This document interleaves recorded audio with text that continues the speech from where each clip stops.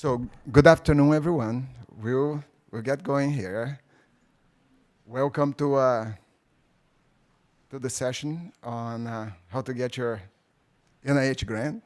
And you're up for really a treat of wonderful speakers here. Uh, they are somewhat you in the future, hopefully, right?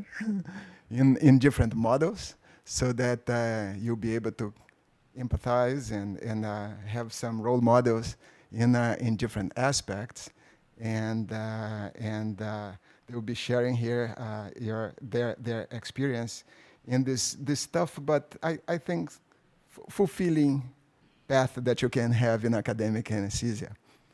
And we are going to start with Dr. Pavlik, who just finished her term as chair of the surgery, anesthesiology, and trauma study section at the NIH. And Dr. Pavlik will talk about the futures of successful young investigators. Oops, actually, I clicked the wrong thing. So let me try. Done.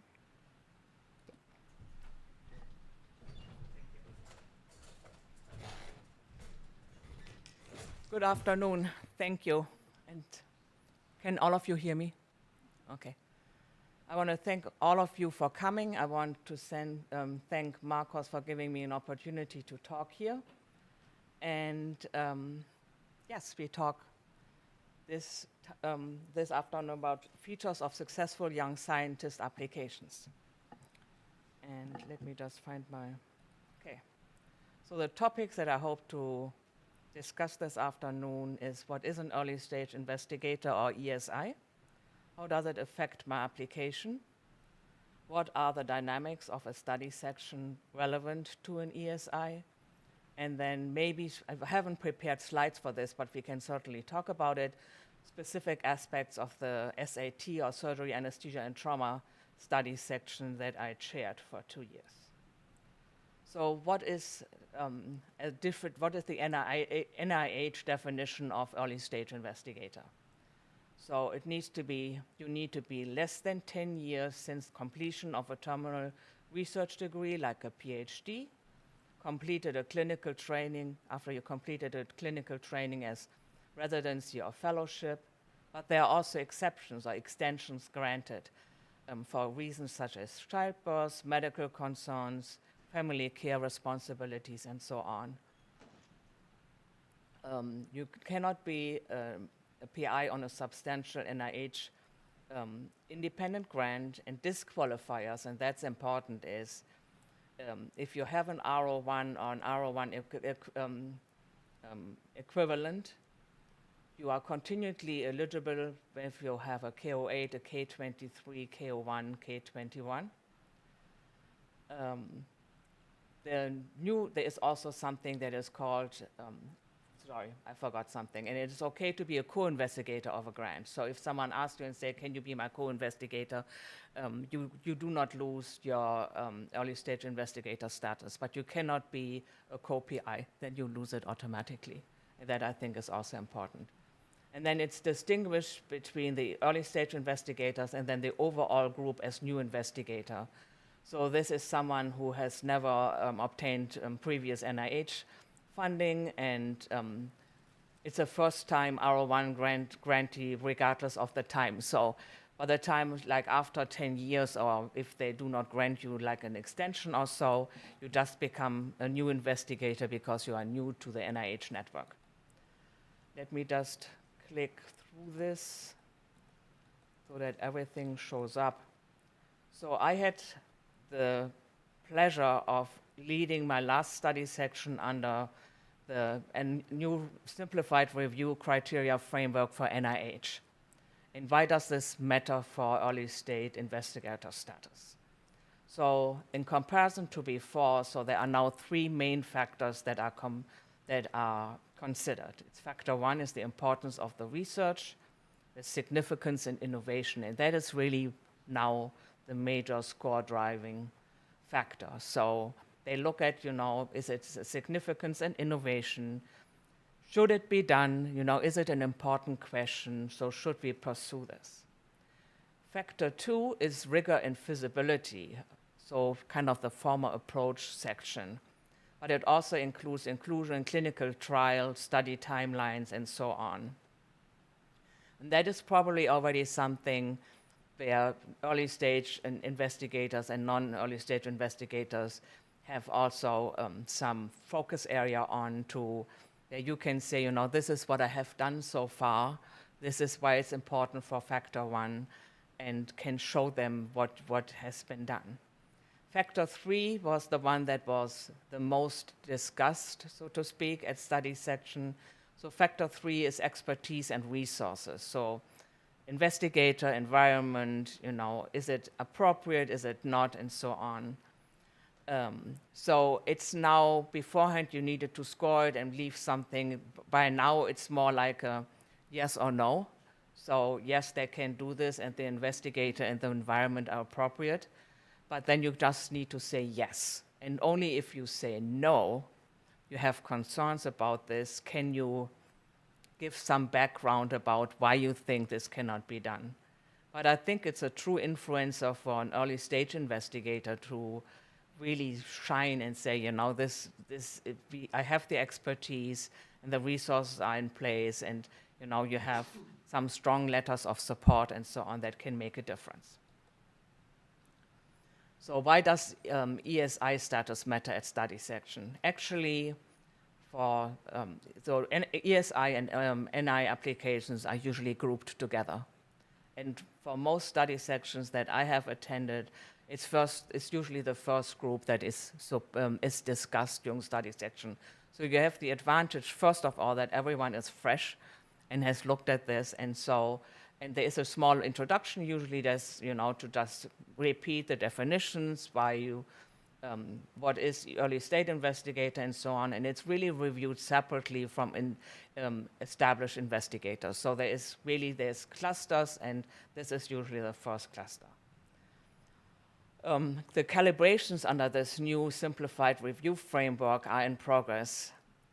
It started in June, like I said, and now we have at least 3 cycles before NIH starts to review the results and kind of evaluates, did it make a difference, Is there something that needs to be changed? So what makes for an appealing early stage investigator? I click it through and then I talk to you about it. So I hope all of you are aware of Ratatouille, the rat that wanted to cook. One of my favorite movies. And it kind of really applies to your early stage investigator application as well. So you have the chef, you as the PI, you have a vision or message. Then you need to make sure that it's innovative and that the ingredients or concepts are there. Techniques, your surrounding team, how you present or how you write your grant, and then the taste or the impact that your grant has. So these are all the components. So how should you think about, an early stage investigator grant and how to write it? So am I asking an important question, and will my work be impactful? Do I have the team and infrastructure to make this grant winnable? Can I get sufficient and supporting preliminary data? And can I make the experimental design work? And can I make it affordable and feasible? So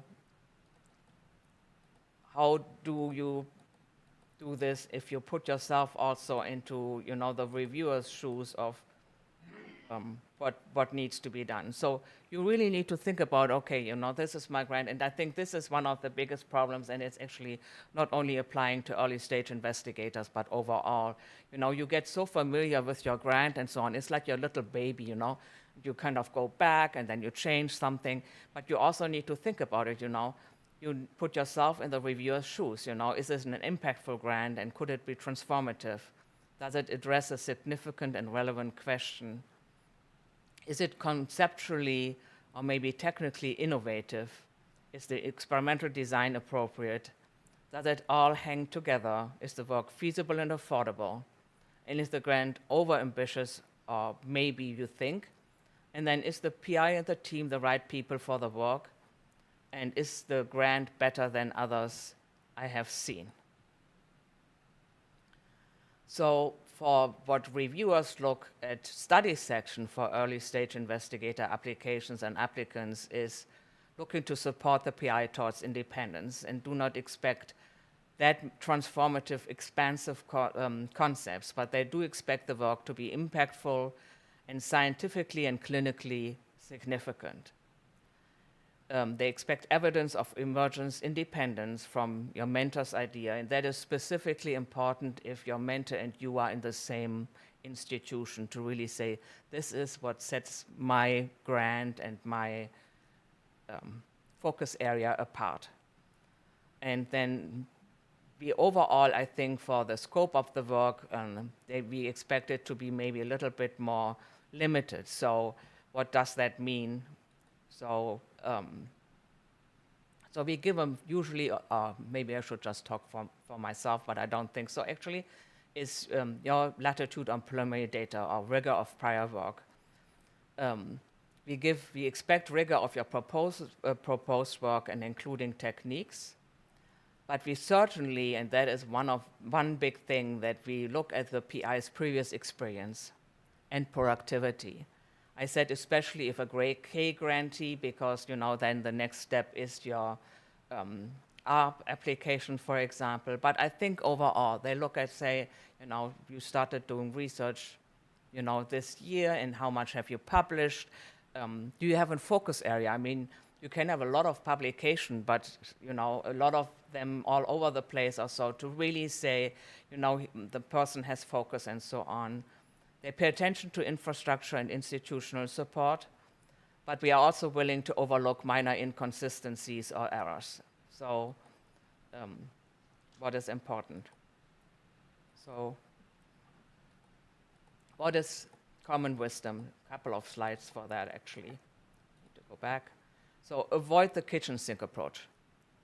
So your hypotheses need to be or have to be addressable, and ambition is good, but over-ambition is a killer. So you do not need every piece of preliminary data, and you do not need every experiment imaginable.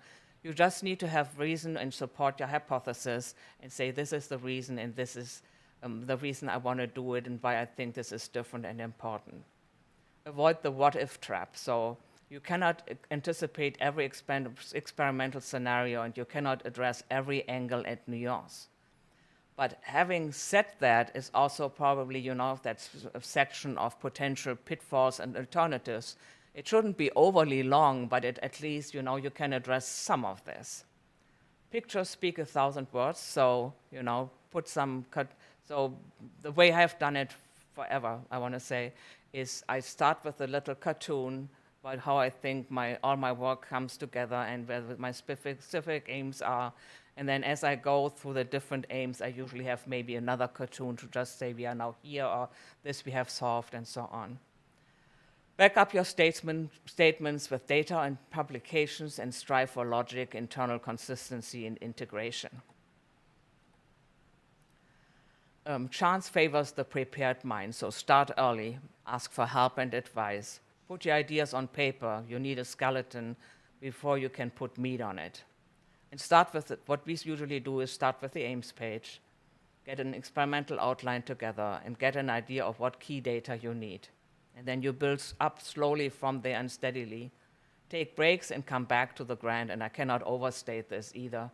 I mean, like I said, it's like your little baby, and then because you spend so much time with your grant, there's some obvious things that you miss because you have been looking at it for so long. So impact is better than incremental. So choose your ideas wisely, look for a timely, impactful, transformative theme, and identify a niche that you can manage and address. And strive for knowledge and stick to your expertise. So ensure your approaches are appropriate, novel, ensure that you have the tools and techniques, or you have someone that can help you that you put on your grant. Doesn't have to be a co-investigator, can just be a consultant, but say, okay, for that aspect, I probably need someone. Ensure that you have at least some preliminary data to bolster your ideas.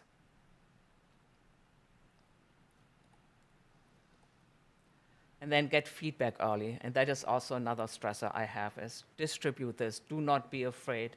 It's much better to kind of distribute it early and get feedback from, your colleagues and friends or some review panel, and then give it to multiple people. Do not just give it to your mentor.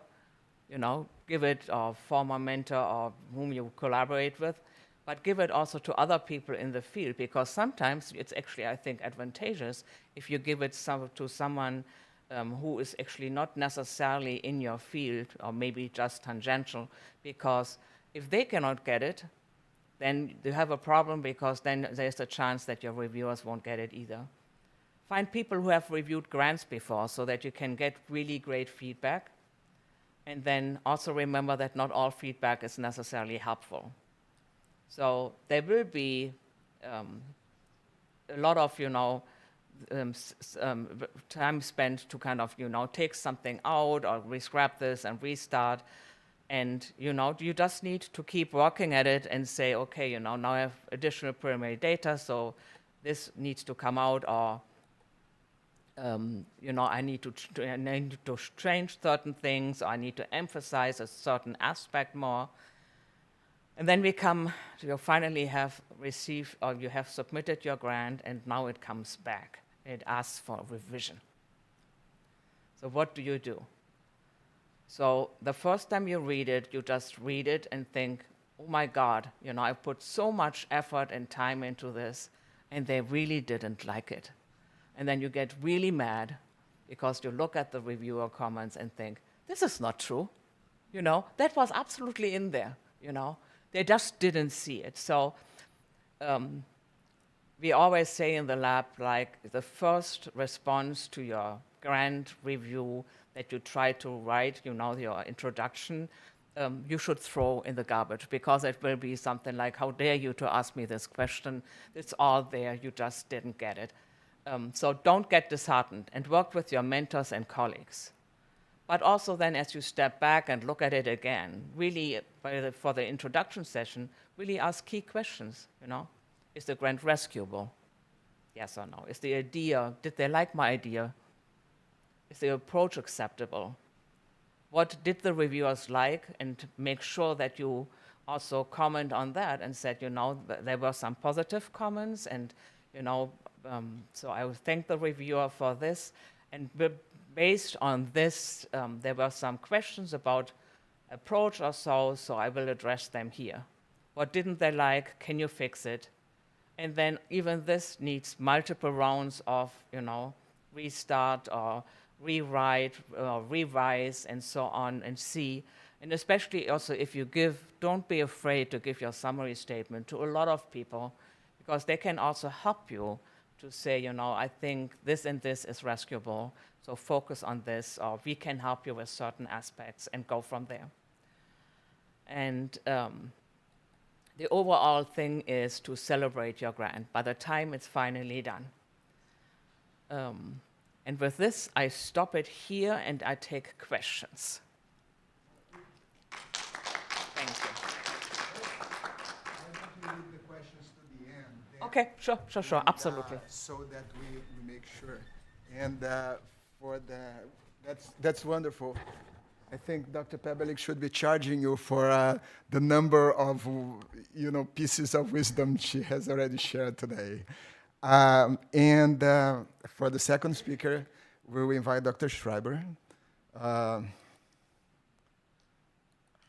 acute pain and regional anesthesia expert, who will be talking with us about pathways to independence. Dr. Schreiber.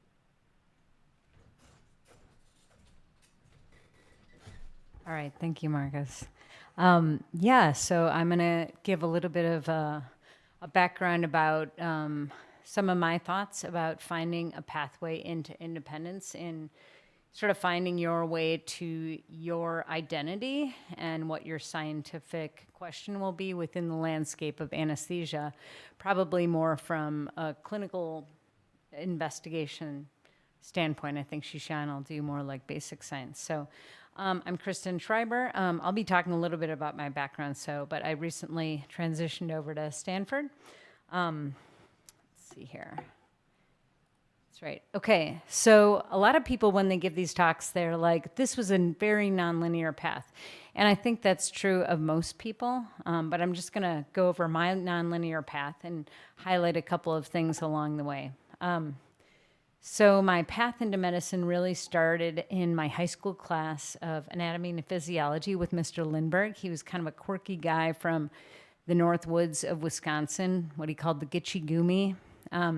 But he loved anatomy and physiology and really conveyed that to his students. And I would stay after with my friend Kevin, and ask him questions, and really loved it. Like, absolutely aced that class, was in all this science classes, etc.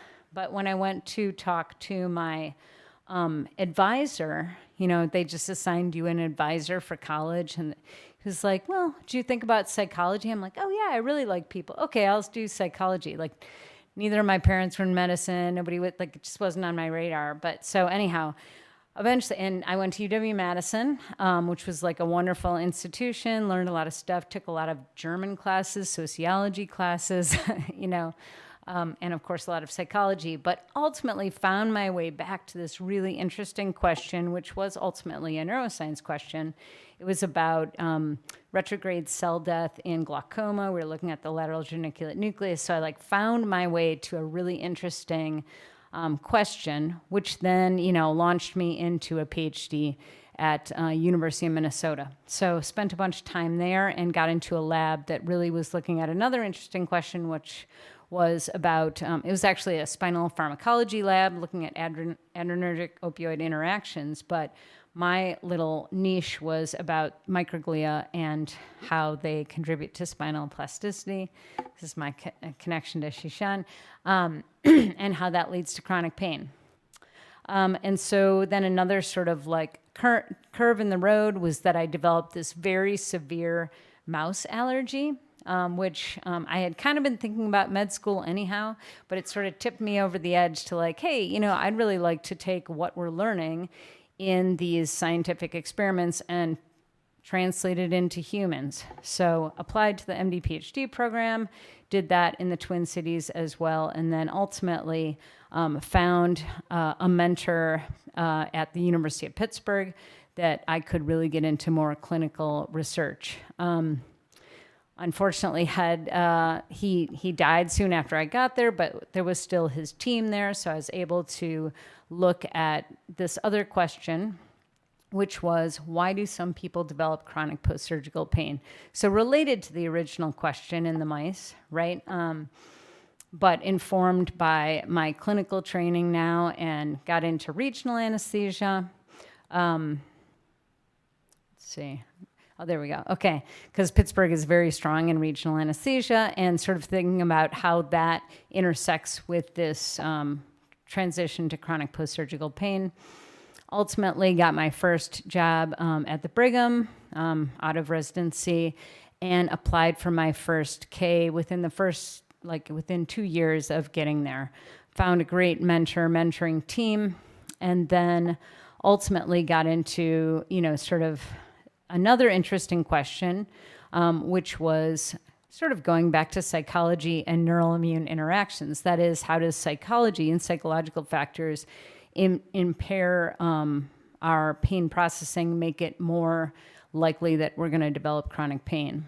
Ultimately, I've started to get into some neural immune things, so back to the original question, and then just recently made this transition to Stanford, where I'm the chief of regional anesthesia. So all that to say, it's a very nonlinear path, but ultimately sort of led by an interesting question and kind of piling it on.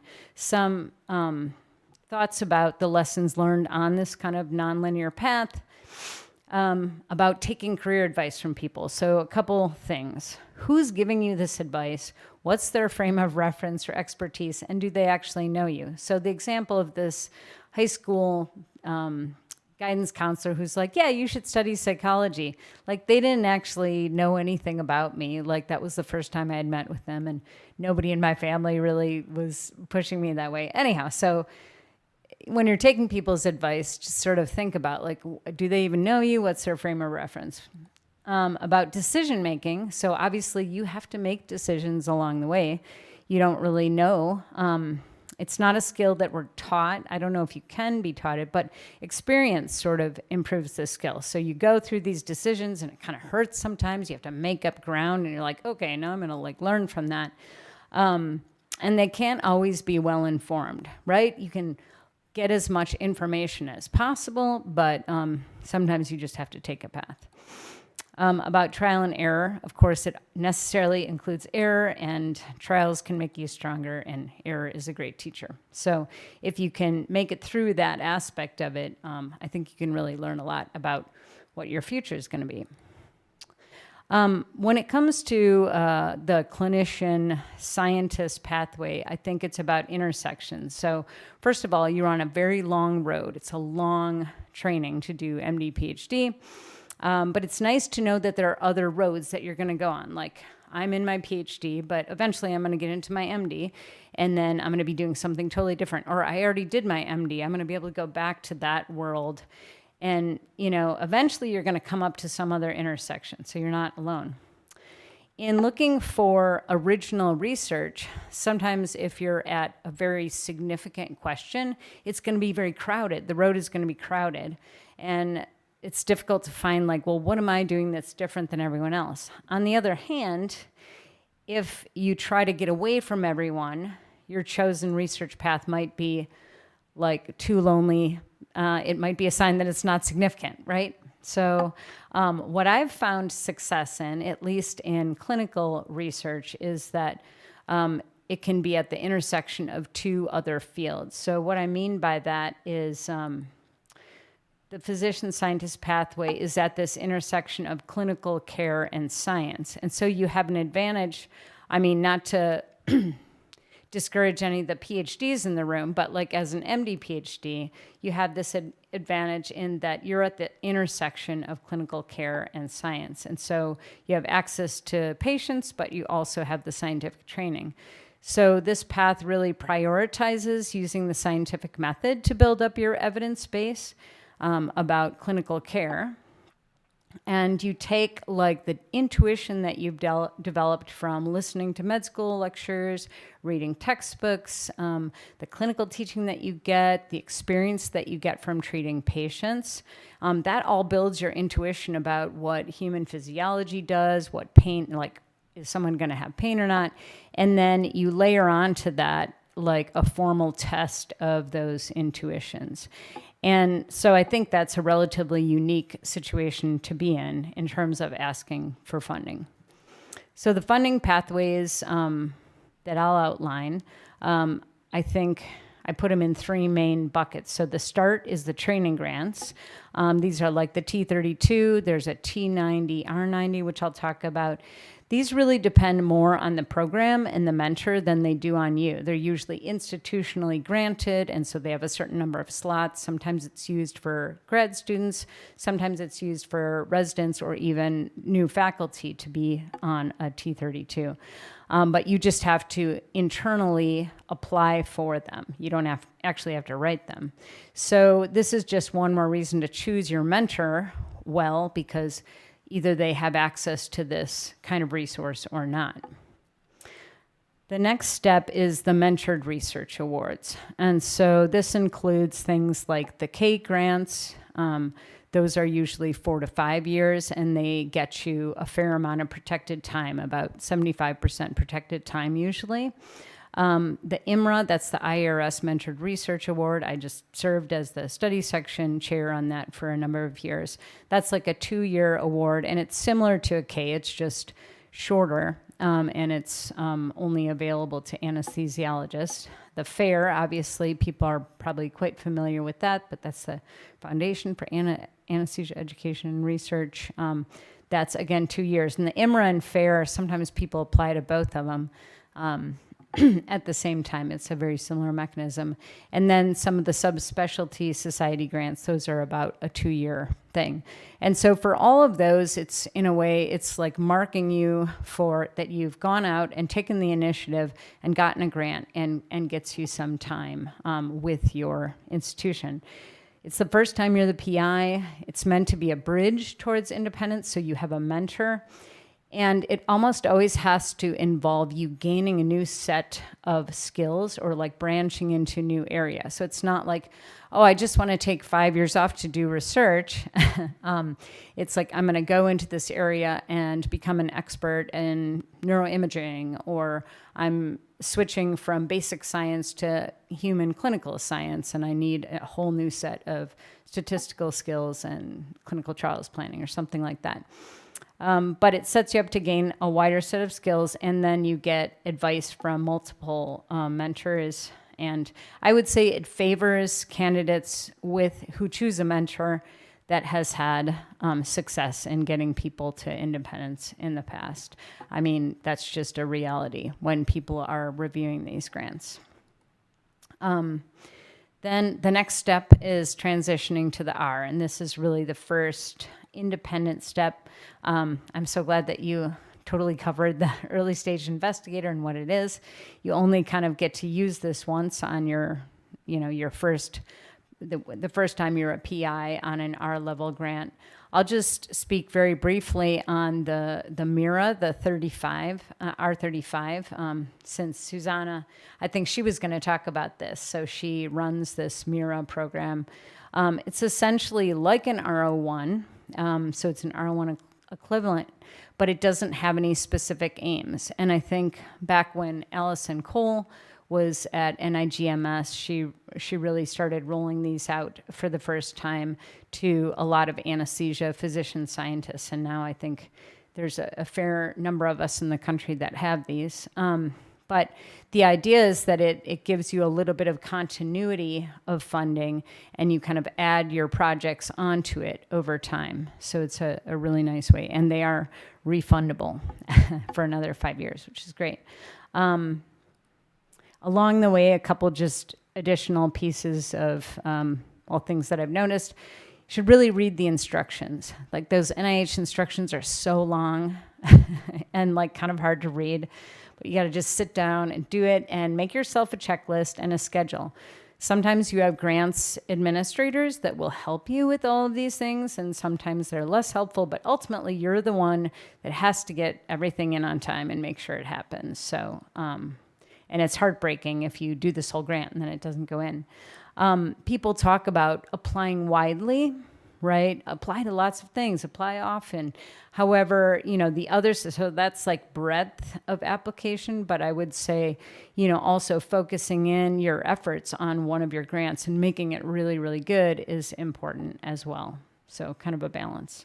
I've seen people with lots of different things. So one of the things I feel like has helped me in sort of this new, like I'm getting my own funding, is to launch new collaborations as kind of an independent investigator with someone in another specialty that's sort of at your level or a little higher than you. And in that way, it allows you to approach problems that can't be solved with just your own knowledge base, but it also takes into account their knowledge base. The other thing I have sort of done with my research, I have like kind of parallel lines of research that complement each other, but they're sort of different. The whole predicting pain and looking at these well-phenotyped longitudinal cohorts after different surgery, it's not as exciting as an interventional trial, but it's like a really good source of knowledge, and you can do a lot of analysis with it. Plus, it informs then a better sort of analysis of the investigations that you look at. And of course, you find help along the way. I've had lots of help at all of these institutions that I've been at. I'll highlight Allison Cole, who I think there's an award named after her now for us with FAIR. But Susanna Justinova, who was one of the speakers, has also been my program officer at NIGMS. And like anytime I needed help, I would ask her. And of course, other people. One last thing.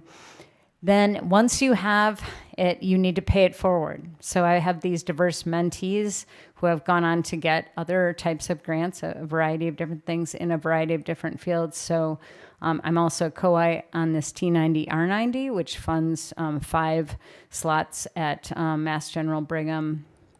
And then just basically, it's the right thing to do. Everything that you've learned about becoming independent is fresh.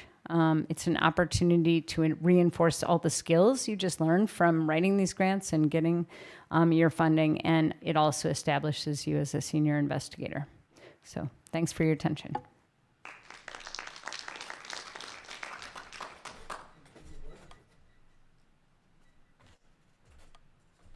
Thank you so much, Dr. Schreiber. And then now we are going to continue with Dr. Shen, a chronic pain physician and a basic scientist, who will talk to us about thriving basic science. Thank you, Marcus, for this opportunity. And thanks, Christina and Christine, for both your wonderful talk. Christina gave us an overview from a study section standpoint, and Christine gave us an overview of her trajectory, including being independent in the translational science field. So I'm going to supplement from my personal experience, particularly the lessons I learned doing basic science. First of all, no conflict of interest. I'm working very hard on this. Hopefully next year I'll have something to declare. So a little bit of personal background. So I previously, before I started the anesthesia residency, I was doing research in immunology, particularly on T cell receptors and regulatory T cell development. And that was right after medical school, and I was about to sign up for a Gen Search residency, and I took my research elective up front before starting my internship. Then circumstances took me to anesthesia residency, thanks to Dr. Wei Chao, who is sitting in this auditorium here, that led me in the door of anesthesiology. I'm eternally grateful for that opportunity. And then subsequently finished my pain medicine fellowship. I was saying phenotype at Mass General. Then continued my training in T32 and FAIR, working on gut microbiome in pain and perioperative outcomes. So right after I finished my clinical training, so those are the triangle I had mapped out in my mind. And anesthesia is front and foremost my identity, and with a subspecialty training in pain medicine.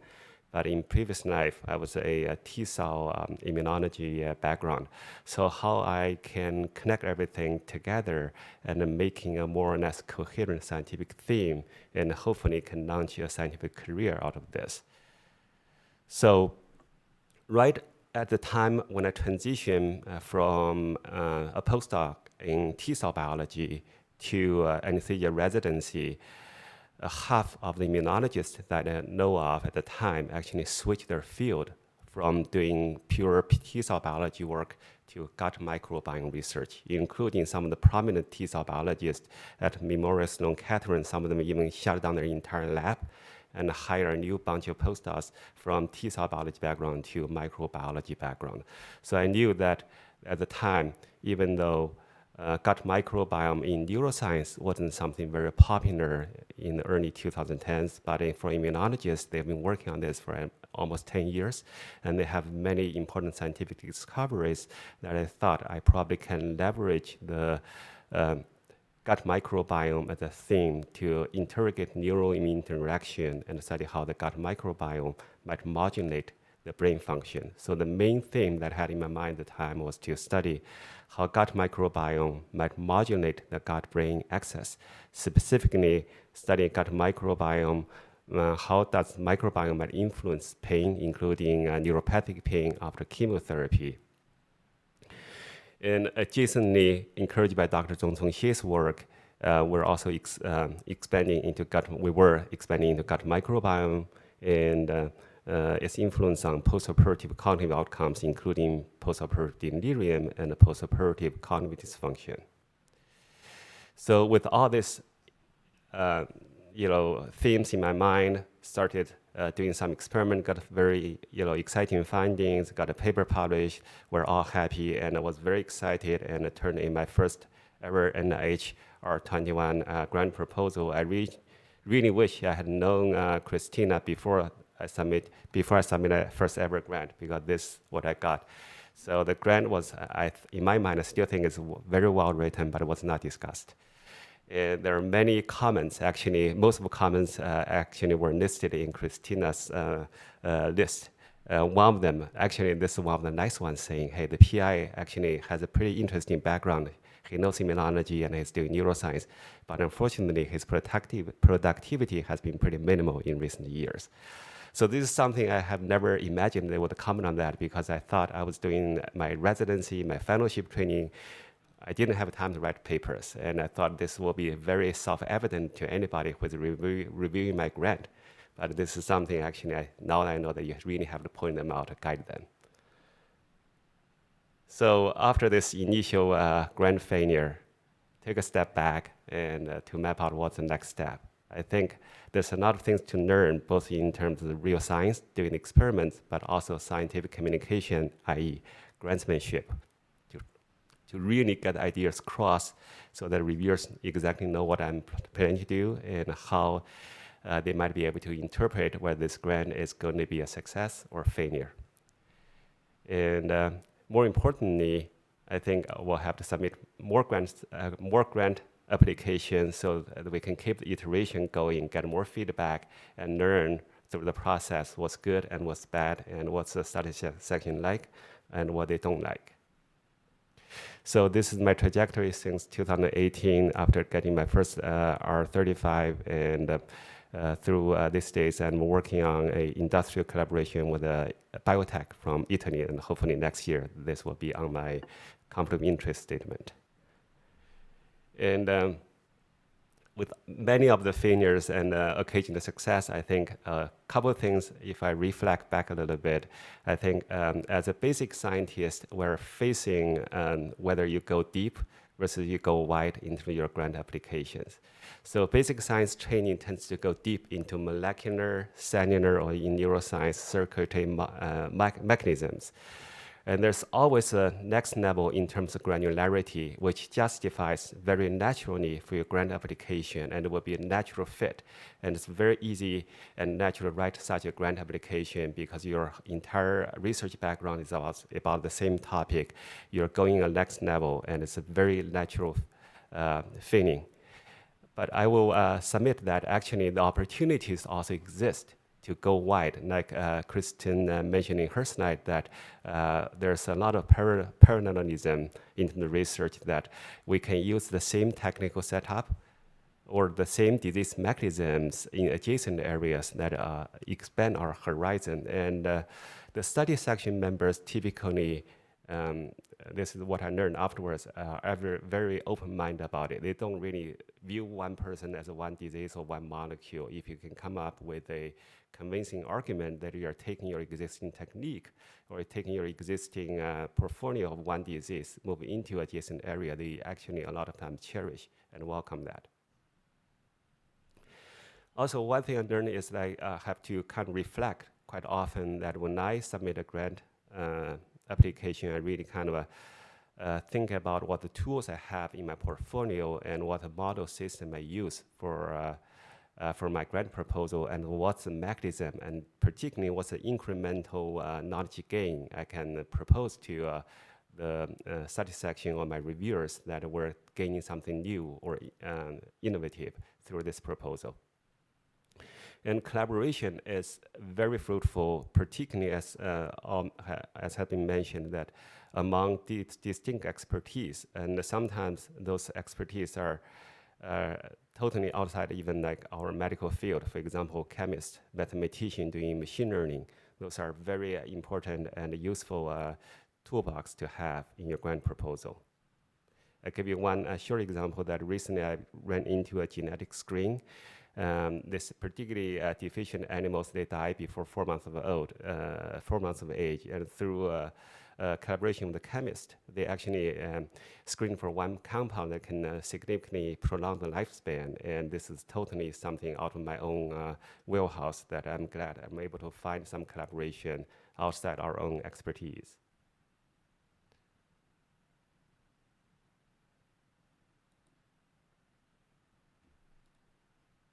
So those are very common feedbacks I got with my own grants, and I think all of them have been listed in Christina's slides, that if you are a young investigator, you're very common and very common comments would be this grant is too ambitious. And the specific aims, if you have 3 aims, quite often they are interdependent. And if you have too much preliminary data, they think, yes, this is all great, but you don't really need the money. The grant is pretty much done. If you have too thin of preliminary data, they would say, hey, this is actually not quite there. You are making a huge gap. I don't think your data would justify for this grant.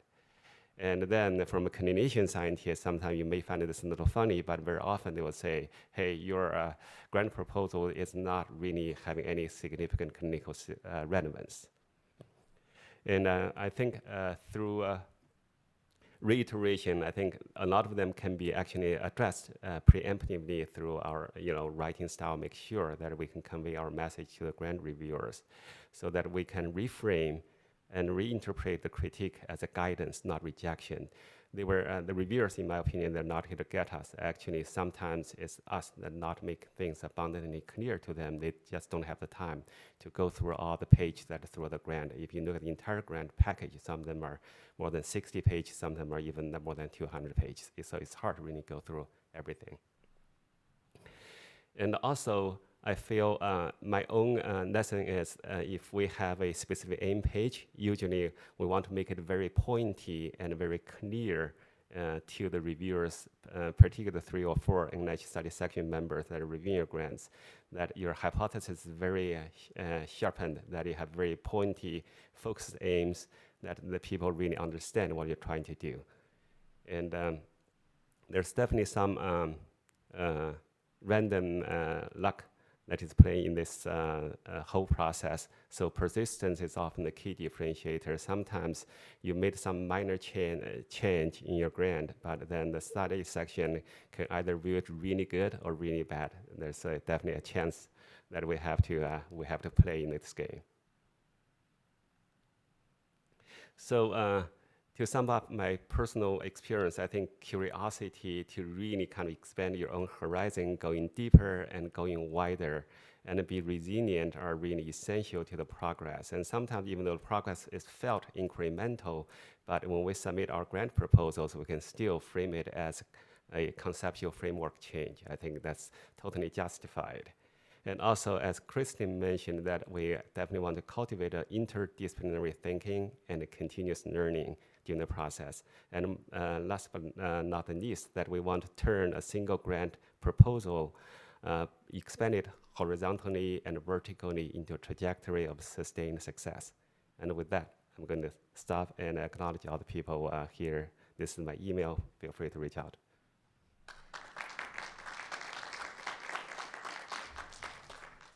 Thank you so much. This is wonderful. And you guys really should be, there's so much wisdom in what you're hearing here. It's amazing. And for the golden closure of the session, Dr. Acker from Duke to talk about the clinical side of the research path. Please, Doctor.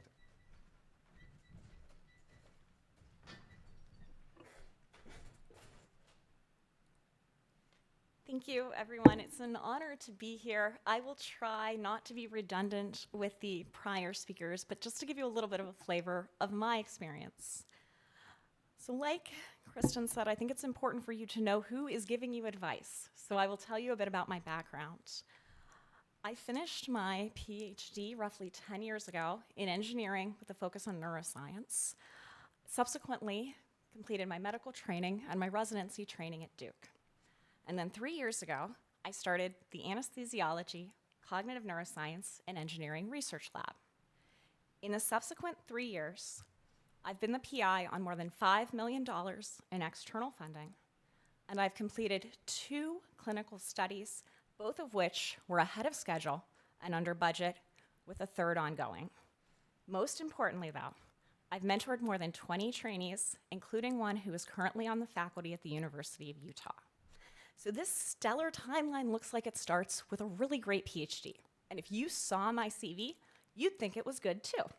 It was published in Nature Neuroscience. It was published in Cell's Neuron. It was featured in Science Magazine's Best of the Rest section, and it got the MIT Prize for the most impactful brain research PhD thesis in its year.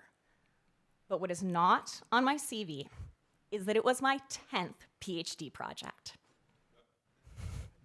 The first 9 absolutely crashed and burned.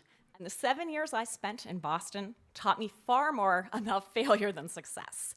And so much of today's talk is going to be taking those lessons I learned the hard way and helping you not to have to repeat those mistakes. So we'll start with the 4 project phenotypes that tend to fail, the ones you should avoid, and the ones you can get funded and how. Then I'm going to share some of the hard truths about clinical research from my mentors and 3 ways that you can thrive regardless. And finally, I'm going to highlight 2 models of clinical research success, because the first grants that you submit will dictate which path you tend to take. And so I think it's important for you to have clarity about this early on. So let's begin with the phenotypes of failure. Flawed projects, quite simply, should be avoided. You can't rescue them, and no sane funding agency should give you any money. The other 3 phenotypes, though, we've managed to get all of them funded. The first phenotype is these fragile ideas. They are good ideas with an insufficient foundation. Your choices here are you can either build the tools or foundation that you need, or you can wait for someone else to do it. We funded this through a combination of pilot and infrastructure awards. So we had excellent preclinical data from a collaborator showing that vagus nerve stimulation in older mice perioperatively reduced inflammation and improved neurocognitive function compared to the controls. But we had no evidence that older human beings with mild cognitive impairment could use this vagal nerve stimulation at home before surgery. Our feasibility study that was funded was to build that foundation. The next set of failure-prone phenotypes are quite common. They're these fickle ideas, good projects with a solid foundation that can easily go off the rails. We've gotten these funded by NIH before, and the key to it is to have a plan to monitor their progress. You don't hide the warts here.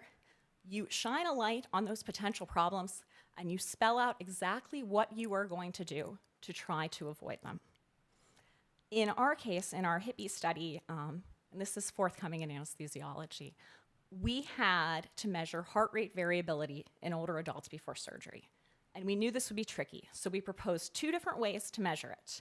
One of the ways was at home using a wristband. And so we had this protocol to see if people were actually wearing the wristband. Were they charging it? Was the data transferring? In that study, only one of the 2 methods actually even got us any data. But because we were so vigilant, because those pitfalls occurred, but we knew how to address them, we completed the study successfully. Finally, a failure phenotype is the high-risk, high-reward project. And your task here is to go inside yourself and strategically decide, is this innovative and transformational enough that I am willing to risk the time and resources in a fairly high probability of failure? If you do that calculation yourself and you come out that you should try it, then finding a funder is simply finding someone who agrees with your logic. In our case, this is our McKnight Brain Research Foundation Innovator Award, which is roughly the size of a small RO1. That said, it could still fail. Beyond, though, these failure phenotypes, I think throughout one's career, it's important to have excellent mentors. And one of mine is Dr. Heather Whitson. She tells things to me straight. And she tells me that much of success in clinical research depends on a 22-year-old doing the right thing when no one is looking. And she adds parenthetically, in your lab, Leah, though, it's actually 18. So if you choose a path in clinical research, you have to accept the reality that you have a tremendous amount of responsibility, arguably far more than our basic science colleagues, yet you have nowhere near the same level of control. So what do you do about that? And so from that, I would go to another one of my mentors, Dr. Joseph Matthew, whose favorite quote from John Maxwell is that everything rises and falls on leadership. And I would encourage you that when you propose a clinical study, regardless of your academic rank, you need to get into the mindset of the leader, because that dictates your approach, that dictates your feasibility, that dictates the success of your project. So these are the 3 elements that I think are a critical minimum for thriving in clinical research. Now, you can be funded and floundering. I'm not going to deny that. But if you wanted to be floundering, I don't think you'd be here today. So let's dive in. The first and most critical step is to become a master of your craft. All of us have gaps in our skill set. And like others have alluded to, you need to make a decision. Am I going to build up those skills myself, maybe on a training grant, or am I going to find a collaborator to fill that gap for me? Either way is fine. However, what you cannot outsource is rigorous training for yourself and for your team. So here I am training Hayden and Ada in my lab. The other element, though, in clinical research is you have to confirm that your team is ready and knows their techniques perfectly before you put a patient in front of them.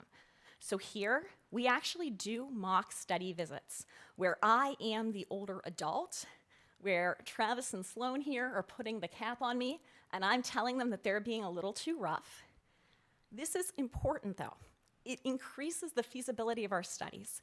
And I would suggest that if you can, before you propose any kind of clinical protocol, run through that protocol yourself, even before you write the grant, because you want to know, is it actually feasible? In addition to this sort of culture of excellence, you need to create a culture where you can rely on your team and they can rely on you. And so there's a few things that we found that help in our lab. The first thing is that we celebrate even small successes. I take the team out for lunch whenever we meet interim milestones in our enrollment, for example, for our CHARM study. We also celebrate even local presentations. This is Izzy. She has a paper coming out in anesthesiology with some of this data that you see. In addition, we have an identity as a lab. So Izzy is a good scientist. She's a great graphic designer. And every desk in our lab has these Acker Lab coasters. That isn't our identity, though. Our group is known for being respectful, polite, diligent, and I recruit the kind of undergraduates that I can put in front of a crabby elderly patient and know they will be respectful. I can take them out to lunch with luminaries in our field, and they will have excellent table manners. In short, we've set a cultural expectation of excellence, professionalism in our lab. One thing that we've also found to be very helpful is we have a physical home. There is a place where you work that holds you accountable. There's camaraderie, there's support, there is someone to answer your questions for you, rather than kind of floundering on your own. Finally, I would suggest that while culture and excellence are essential, you need to have direction, because even a very well-funded, well-trained, well-behaved team can still struggle. And so part of this is knowing where you sit. There is a big continuum between unethical to unprofessional to not my style. And you need to know these issues and where you stand on them before they come up. So I just got a new office, and my next door neighbor, Jenny, takes issue with my couch. I've explained that I am on call a lot, and that I want to create an environment where if there is a small issue in the study, my team feels that they can come and tell me about it before it becomes a big problem. I felt that the values of our lab of openness, accessibility, were more than just the kind of faux pas of having a couch. And the boundaries that I've had with my undergraduates have been in place for years. The point isn't what you think of my decor, although if you have advice for how to decorate, you can come talk to me afterward. The point is just knowing where your values are and where you stand before they are tested. In addition, I think you need to find your niche. If you know what your niche is, and you pursue it, and you focus on it, and others have hit this, you can make a good case for why they should fund you. And I think this is critically important for early stage people when you're trying to say, this is my line of work, this is what I do.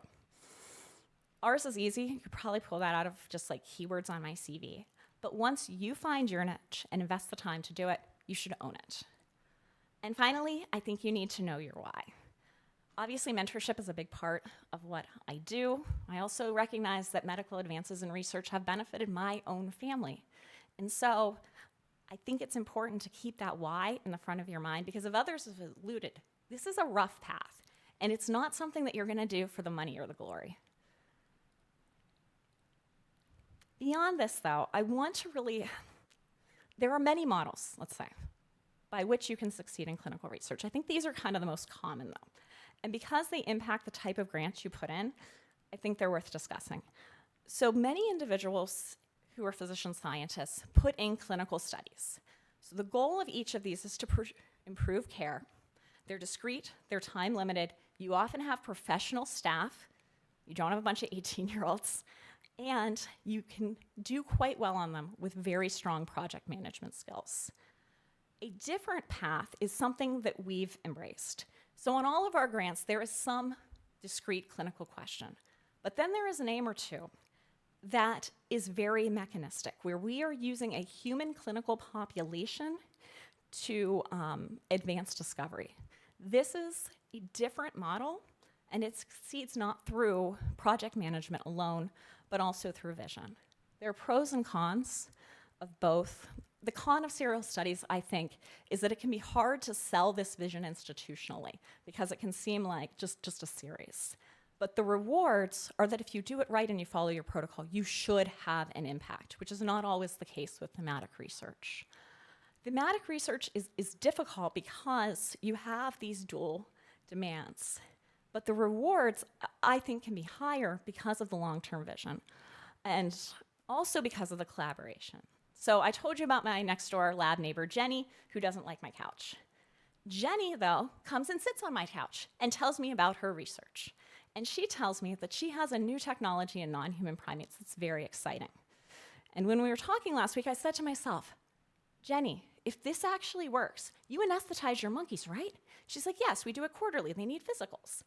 And I say, well, if we use your technology during their standard physicals, we could learn things about anesthesia that we couldn't practically get in a mouse and that we couldn't ethically get in a human. These are the kind of connections that you can make in thematic research that you'd never make in a clinical unit. So in sum, we've highlighted the phenotypes of failure, so hopefully you can all fail a lot less than I have, a few ways to thrive, and 2 models of clinical research. Of course, it takes a lot of funding to keep the lab going. I've had the honor of having many mentees, some fabulous collaborators. And if you'd like to contact us, feel free. I'm not the best with email, but if you do it twice, I will definitely reply. Thank you.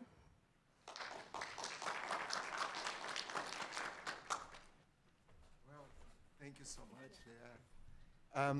Because it's already 1:30, unfortunately, we won't be able to discuss as a group. There is another session here. But first of all, I would like to thank you so much, the speakers, for the wonderful talks.